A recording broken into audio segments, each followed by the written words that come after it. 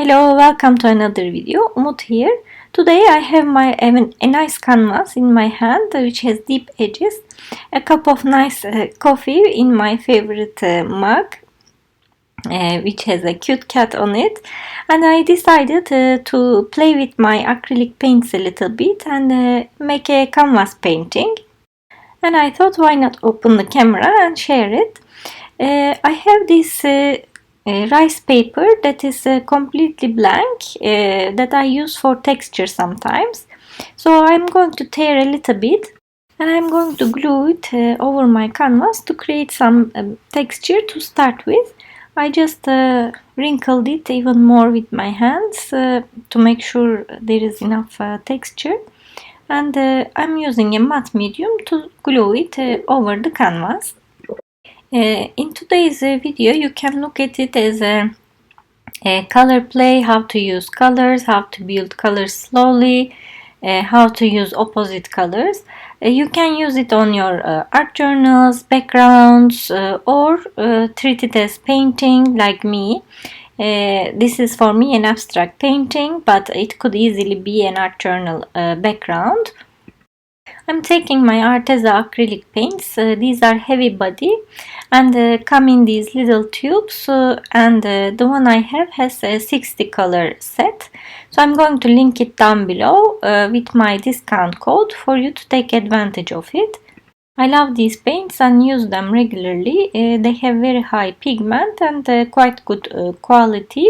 They are artist quality anyway, and light fast, which means that they don't lose their color in years. I always use a water spray with me when I'm using acrylics because it helps you to move them. And so I spray from time to time to make things easier and move my paints. So the colors I'm going to use today are opposite colors, green, purple, and you'll see in the future I will use pink and orange. And all these colors, when mixed, they will make mud. However, when used together, they also look very nice because they are opposite. They become very striking when they are next to each other. So you need to know how to use them to be able to have that striking, nice look. First of all, you need to wait for the previous color to dry when you will use the opposite color. Here, after I used the purple, I waited enough, or dry with your heat gun, whichever way, to use the green on top of it. And if you want a softer transition between the two without again making mud, I'm using my glaze, acrylic glaze. Mine is golden brand, but you can use any brand. That makes the paint you are using it with thinner, so more transparent, so to say, to allow you to see the other color and build paints on top of each other easily without making it so dense, or allowing the colors to be seen on top of each other. You see what I mean here anyway. I put glaze all the time and make my paints thinner and don't cover the previous color a lot. This is another technique that you can use between colors. Even this doesn't have to be opposite colors. If you want to make the color more transparent, thinner, or even it doesn't dry for longer because acrylics dry very fast, glaze is a great medium to use. Here it allows me to use greens over purples, and I'm still able to see the purple coming through from behind.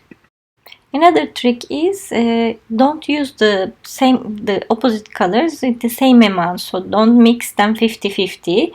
If you mix them in other ratios, instead of a muddy look, they will turn into another color that might look nicer.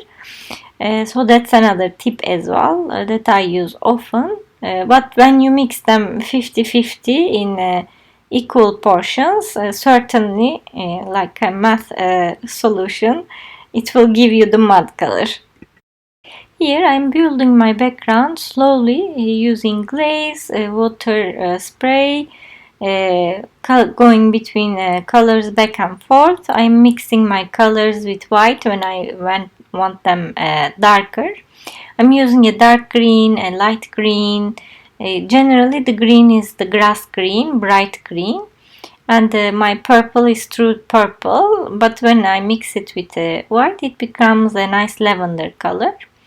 And I have this green and purple in equal parts going together, and as I said, because they are opposite colors, it becomes a striking look. And I love building colors slowly in time, playing with them. It doesn't even take long because I have a small canvas, but you just need to be patient to reach the look that you want. It's definitely a matter of taste more than anything. And finally I decided to use more and more green and put my glaze and use the more green as a final touch. And now I'm drying it with my heat gun.